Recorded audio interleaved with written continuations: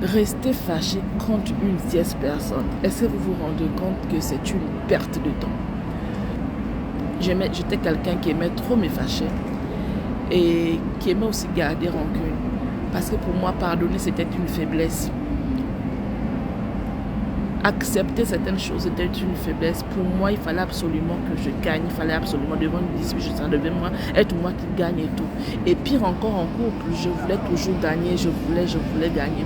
Mais avec des expériences aujourd'hui que j'ai compris que c'est une perte de temps. Non seulement c'est une perte de temps, mais c'est un gâchis total de ta vie.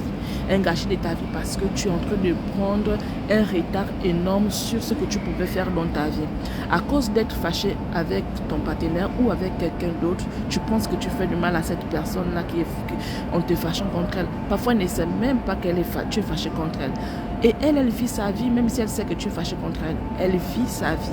Elle dort convenablement. Ça, c'est pour le cas des couples. La personne est en train de dormir et toi, tu as du mal à dormir. Tu te tournes dans le lit.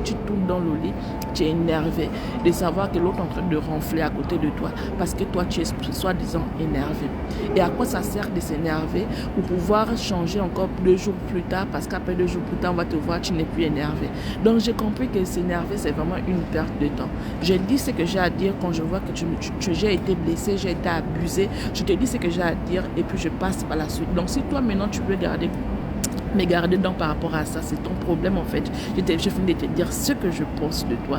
Et au moment où je finis de te dire ce que je pense de toi, en fait, mon cœur est blanc, mon cœur est tranquille, je suis en paix et je n'ai plus à avoir des ulcères, je n'ai plus à avoir peur de quoi que ce soit parce que j'ai finalement dit ce qui n'allait pas. Et je te l'ai dit de la plus belle manière parce que je veux me vider de ce qu'il y a dans mon cœur. C'est un poison de pouvoir garder à quelqu'un, c'est un poison de pouvoir être fâché contre quelqu'un. Et ce poison ne tue pas l'autre, ce poison te tue toi.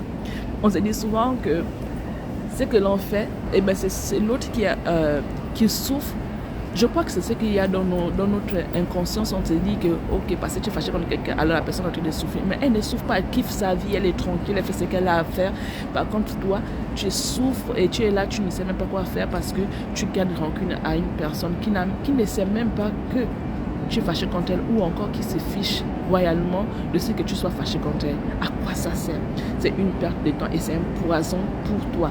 Donc, arrête de pouvoir t'énerver. Si tu étais comme moi aussi, ou si tu es comme moi, si tu es comme j'étais autrefois, donc cette personne-là qui aimait trop s'énerver et garder rancune.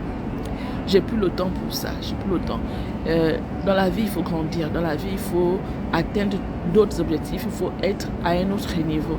Donc, si aujourd'hui, tu es à un niveau où tu comprends que, j'ai trop fait cette chose-là, maintenant change, va à un autre niveau et puis deviens une meilleure version de toi. Le fait pour toi de pouvoir te rabaisser ou de laisser quelqu'un parler de toi ne fera pas de toi une moindre personne. Au contraire, tu es devenue grande parce qu'être capable de surmonter ce genre de situation, c'est que tu n'es pas n'importe qui. Les gens n'arrivent pas à le faire, les gens réagissent automatiquement. Mais toi, tu arrives à surmonter cela, c'est que tu as travaillé sur ta personne.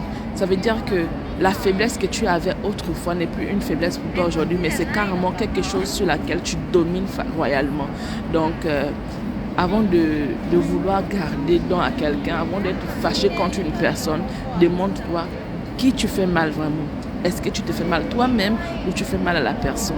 Sache que la personne n'a jamais mal de ce que tu sois fâché. Pas du tout. La personne n'a pas mal.